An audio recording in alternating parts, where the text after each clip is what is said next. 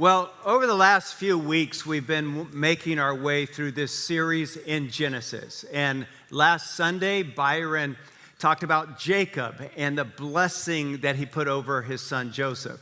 Today, I want to talk about Joseph. I want to look at Joseph's story because it's a story of conflict. But it's not just a story of conflict, it's a story of forgiveness. And I want to look at that with us. The problem is people have the ability to behave badly. Am I right about this? And in our Joseph story, the father behaves badly, the sons behave badly, Joseph behaves badly. I think all people in life have a propensity to do things that hurt other people. And here's the frustrating thing, isn't it? That sometimes the people we love the most will hurt us the deepest. Everybody, and sometimes it's family more than any other, because I think sometimes a brother or a sister or a son or a daughter or a mother or a father think, because that's my relative, because that's my family member, I can speak to them however I want, I can treat them however, I can do whatever I want. But those wounds cut deep, even from people who we love. So we're going to look at Joseph's story in Genesis chapter 37. I think most of you from Sunday school up have heard Joseph's story. Am I right about this?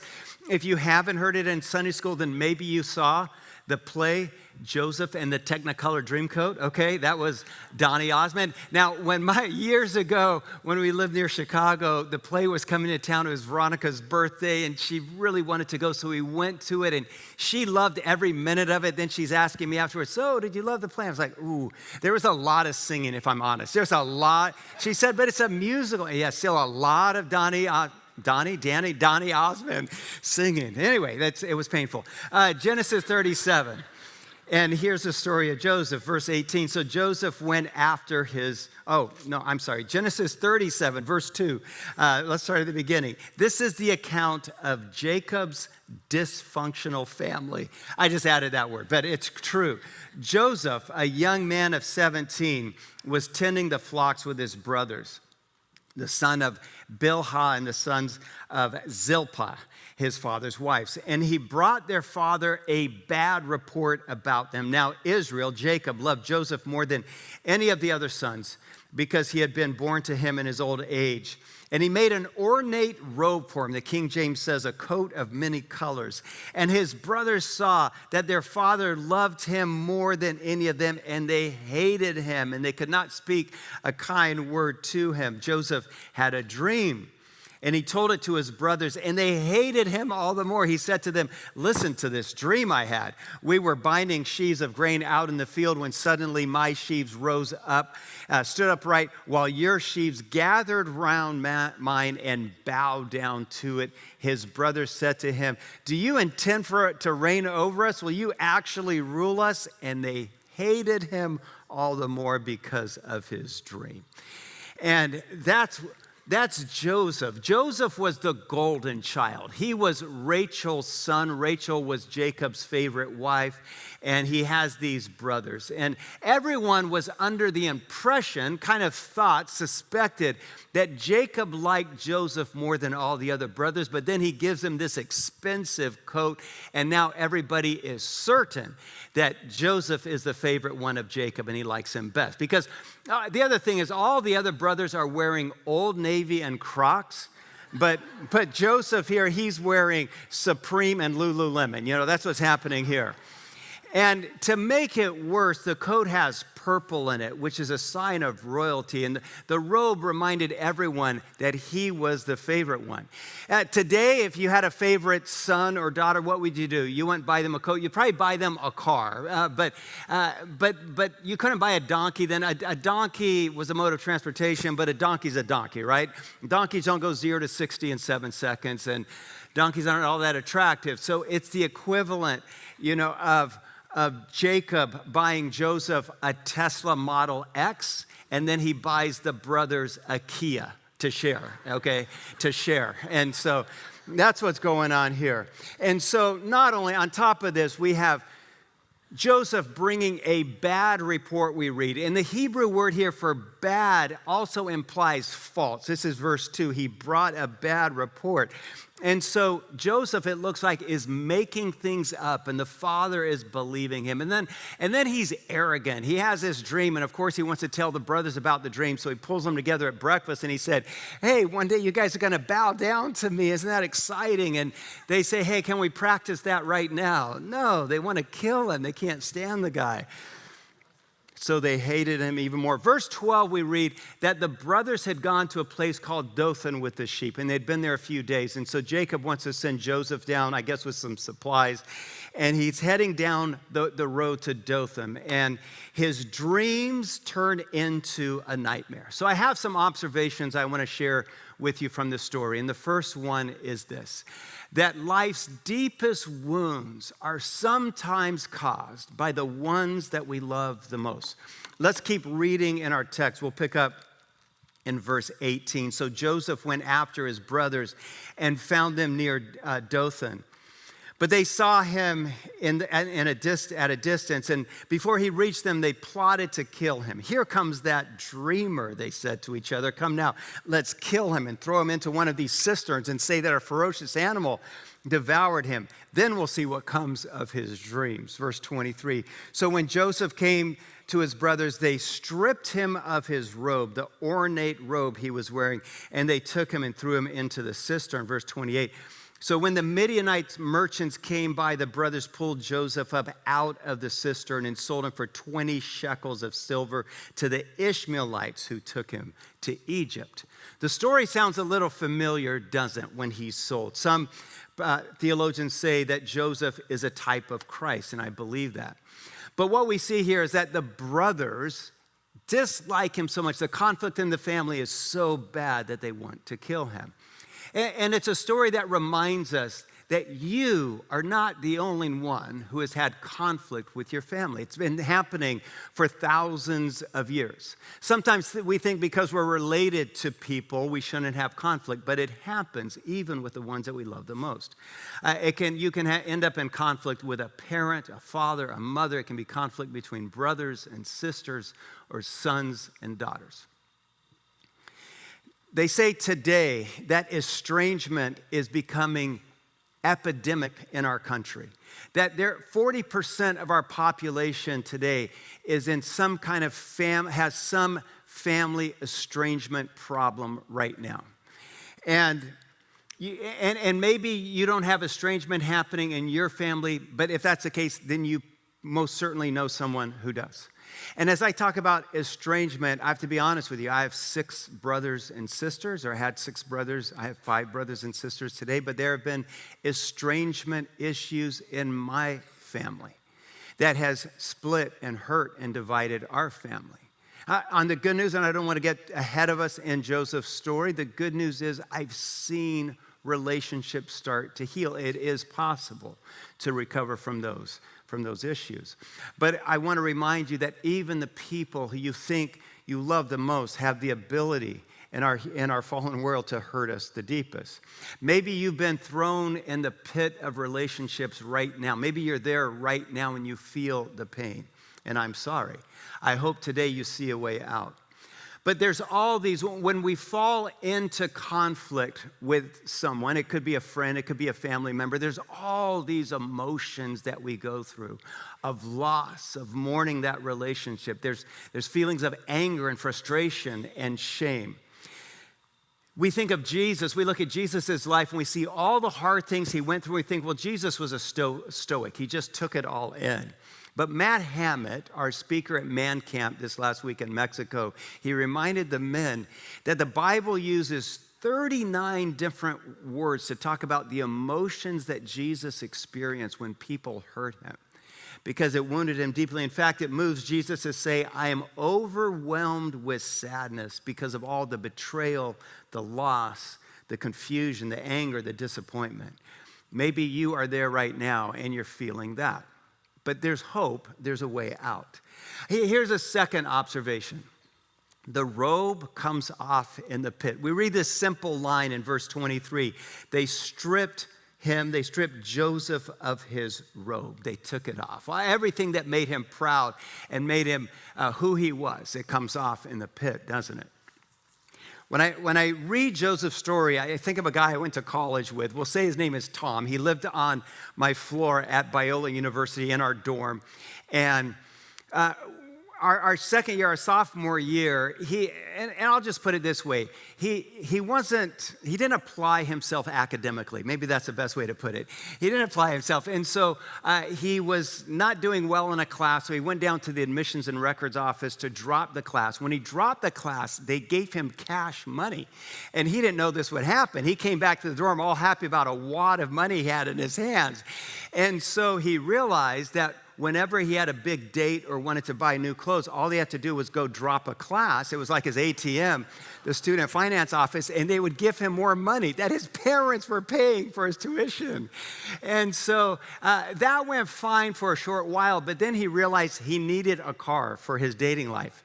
And so he went and he dropped all of his classes. I'm not making this up. And he came back to the dorm with a wad of money. And then he headed down to Anaheim to a Pontiac dealership, and he bought a red Fiero. Anybody remember the Fiero? Yes, you do. They just made it for like 4 years. The thing looked amazing, looked fast. It was really slow. But anyway, he comes back with a red Fiero. Do you know what Fiero means in Italian? I'm not making this up. It means very proud. Okay, and that's what he was. And he drove that thing around campus, and he got a mad amount of dates out of it. But the joy ride didn't last long because he didn't have enough cash for the whole car. He needed to take out a loan at the dealership for the rest of the car, and he didn't qualify, so he signed his dad's name. And so about a month into this joyride, his father shows up on campus, says, "What's going on here?" Takes the car back to the dealership, and this friend of ours is kicked out of the dorms because he's not a student anymore, moves into an apartment and starts vacuuming offices. You know, Italian means very proud, not anymore. By the way, today I have friends that stay in touch with him. They say that today he is a financial advisor. So if any of you need financial help, I'll be glad to put you in touch with him. Just see me later. But I share this because the same thing happens with Joseph. He has all this pride in his life about how he's being treated, but then the golden child ends up in a dirty hole. The royal robe comes off in the pit. The robe is a mask, isn't it? The robe is a facade that makes us look better on the outside than we really are on the inside. With the robe on, we try to act happier than we really are. We try to act more successful. We try to act busy and important. That's what the robe does. The robe tells people that my kids really like me and they're on the principals list. You know, that's what the robe does. We all wear some sort of robe like Joseph because it hides our imperfection. But it's just a varnish, isn't it? What's underneath it, what we're really dealing with, you don't see on the outside. It looks great on the outside, but we're hurting on the inside. The pit where Joseph is thrown, it has a way of breaking us. It has a way of humbling us. It has a way of stripping us of our facade. The pit is where we stop depending on ourselves and we start to depend on God. In Genesis 39, as we keep reading this story, we read that the Ishmaelites, they sell Joseph to a man named Potiphar. Potiphar works in Pharaoh's palace. He's a very affluent and influential person. The problem is in Potiphar's palace, he has a wife, Mrs. Potiphar. And Mrs. Potiphar is nothing but trouble. Am I right about this? She gets Joseph thrown in trouble. She's a liar. She makes things up, and he ends up in prison. And in prison, he meets a couple of the Pharaoh's staff. One of them is a cupbearer who would test his food before he ate it. And the cupbearer has a dream, and he's wondering what the dream means. And so Joseph interprets the dream. He says, in 3 days, I think just a couple of days, you're going to be out of here, set free. And he does. And on his way out of the cell, Joseph says, hey, don't forget about me. Put in a word to the big man for me. And he promises to, but he forgets. Remember the story? 2 years go by. 2 years later, Pharaoh has a dream, and no one can interpret the dream and say what it means. And then the cupbearer goes, doggone it, there was that kid from Israel back in prison that can interpret dreams, and they send for him, and he interprets Pharaoh's dream. Let's pick up the story here.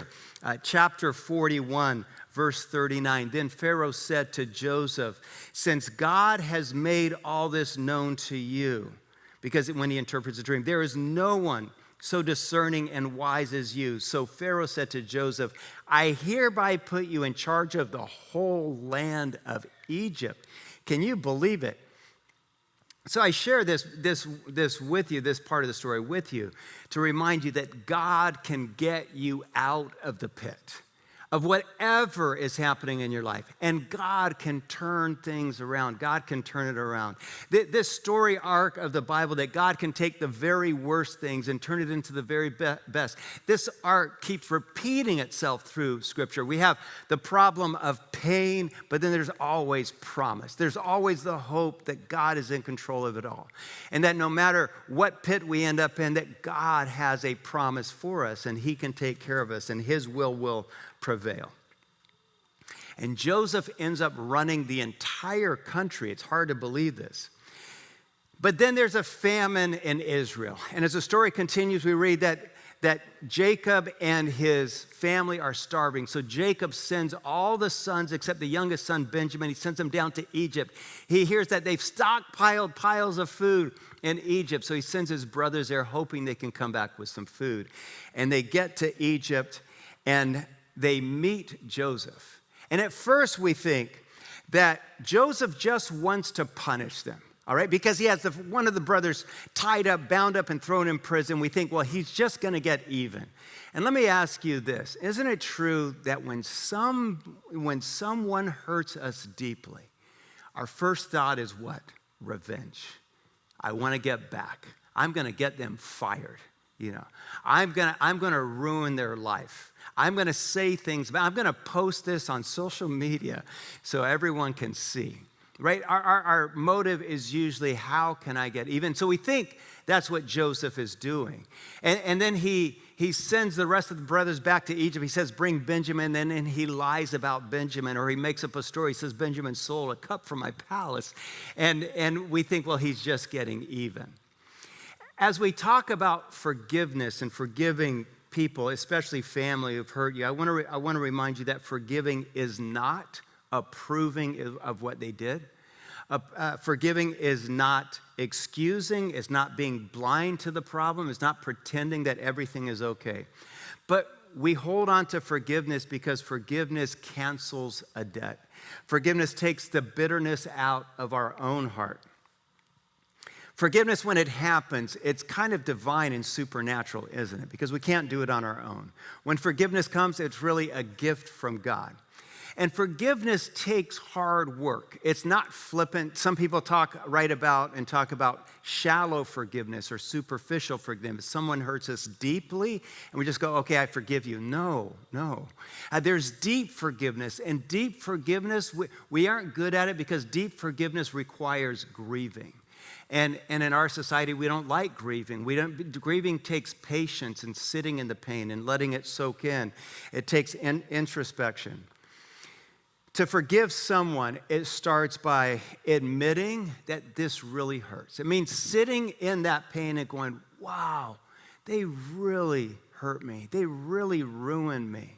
And then we have to grieve the loss of that friendship. I'll never see them again, or I'll never see them the same again. But you don't want to move on too quickly. Cheap forgiveness or superficial forgiveness just tries to move on as though nothing happened. It's not like that. When someone hurts us, it runs deep. And it's not wise, let me say this here, to jump to reconciliation. Maybe that will come. Hopefully that comes. Sometimes it can't come, especially if there's been abuse in a relationship.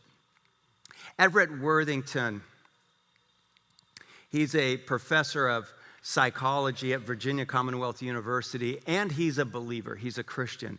But he writes a lot about forgiveness, and he has a piece that he's written titled Reach Forgiveness, and it's the word R-E-A-C-H spelled out. So let me share this with you as we wrap up. The R stands for recall the hurt or remember the pain. In other words, admit that really happened. Take a moment and just go, wow, okay, I felt that deep in my gut. That's not going away anytime soon. And this is what happens in our story with Joseph. When Benjamin shows up, Joseph is just crushed. It wrecks him when he sees his youngest brother. In fact, he can't stay in front of the brothers. He rushes to another room, and this is what we read in the Bible. Joseph wept so loudly that the Egyptians heard him. Why? What's happening here? He's grieving. He's recalling the pain. The next letter, we have R, and then E is to empathize. Are you able to put yourself in their shoes? Empathy means that we can see things from their vantage. When you empathize, you see the other person as human. Sometimes we only see the offense. Sometimes we only see the monster in that person, and we can't even see what point they had. And so empathy means slowing down to put yourself and see things from their vantage and what that might have felt like. Empathy means seeing through their eyes. In 2020, a show came out on Apple TV titled Ted Lasso. Anybody Ted Lasso fans here? I think their motto was something like, kindness makes a comeback. And Ted Lasso was an American football coach, but the owner of a British English Premier League team hires him to be a soccer coach. She's divorced. Her name's Rebecca, and she wants to get even with her husband, who's a part owner, so she wants to ruin the team. So she hires Ted Lasso who knows nothing about soccer, and he's oblivious to her scheme, but he shows up. The problem is, Ted Lasso knows people. He knows how to motivate. He knows how to encourage. He knows how to build team. And the team starts to win, am I right? And she can't make it lose no matter how much she sabotages them. And finally, Rebecca comes to Ted, and she says this, Ted, this is Rebecca speaking, Ted, I lied to you. I hired you because I wanted this team to lose. I wanted you to fail. I sabotaged you every chance I had. Don't you have coworkers like that? Family sometimes? Then Rebecca says, Ted, I'm so sorry. Ted, I forgive you, Rebecca. Rebecca, you what? Why? Ted, divorce is hard. It makes people do crazy things. You and me, we're okay. That's what he said. What does Ted do here? He puts himself in her shoes. He's aware enough to see things from her vantage and see that this divorce has really made her make poor decisions and do mean things. And he empathizes. That's part of forgiving, to recall the pain. Empathize. When Ev Worthington, this professor, this believer who writes about this, when he talks about empathy, he says, he shares an exercise, and he says people who go through this exercise often, I think it's like 50% more people are likely to forgive the person if they go through this exercise. And he uses 2 chairs. And he says, take 2 chairs and imagine the person who has offended you sitting across from you. So don't actually invite the person in your home yet, but just imagine they're sitting there. And he invites you to sit down and have a conversation with this person who has offended you. And can I just say that if you have been a victim of abuse, however, then this is not where you should start. Start with a professional counselor. But if you need to forgive someone, then start here. So this is me having a conversation with the person who's offended me. So we'll start with me. You really hurt me when you lost your temper and you started insulting me. And you didn't even seem sorry. Got to move over here. The offender. All right.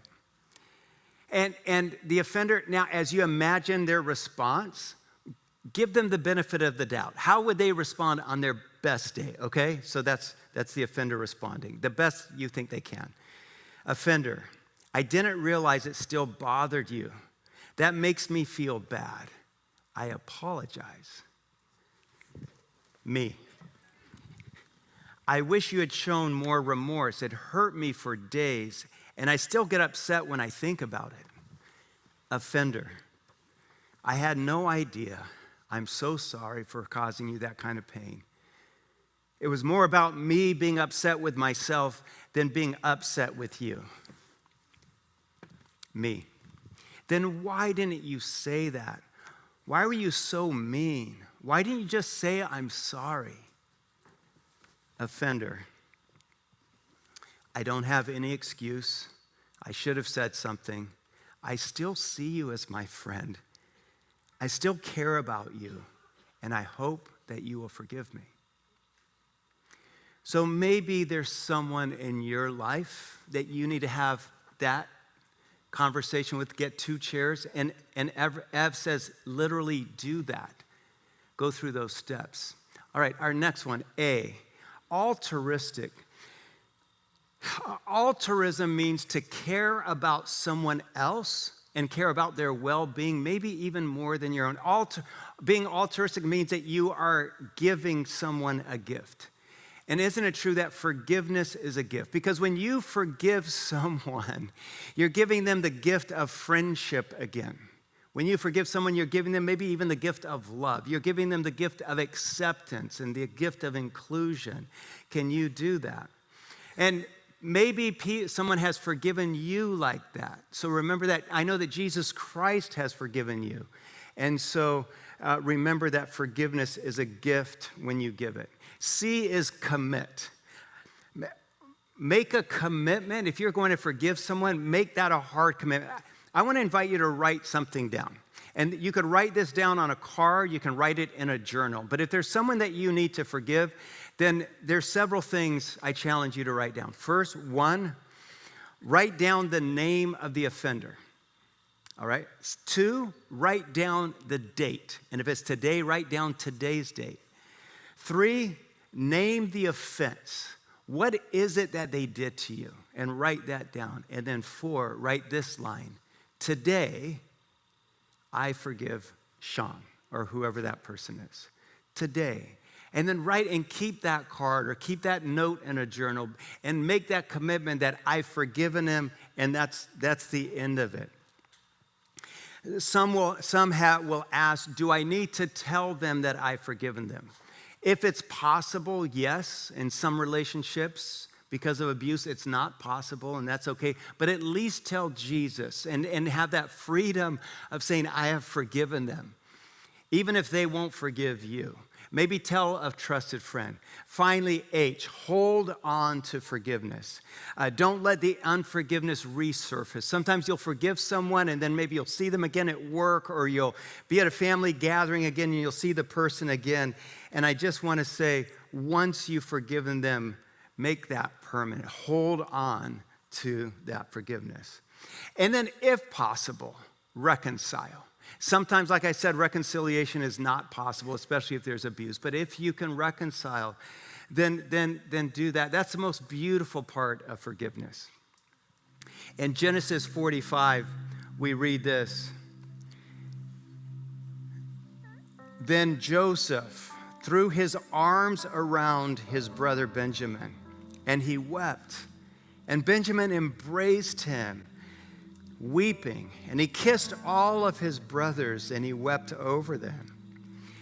Then the problem here is his father, though, is still in another country far away. So we read in Genesis chapter 45 that Joseph writes him a note. Here's my paraphrase. Dear Dad, come as fast as you can and join me here. I'll give you a place to live in Goshen where you can be close to me. You, your children, your grandchildren, I'll take care of you completely. I'll make sure all your needs are taken care of, and you don't need a thing. Love, Joe. I don't know who in your life today needs the gift of forgiveness. I ask that you start by praying for them. Prayer softens our heart. Would you do that? Pray that God blesses them. And pray that God can heal what's happened in your life and in their life. God can do that for us. God can move us from resentment to reconciliation. I pray that for you today. We're going to close with a song that Shanice is going to share with us. Just stay in your seats. You don't need to stand yet. And this song will be the close of our service. This will be our benediction because I want this song to sit in your heart, these words to go home with you. So take this as a blessing from the Grove today. Thank you, Shanice.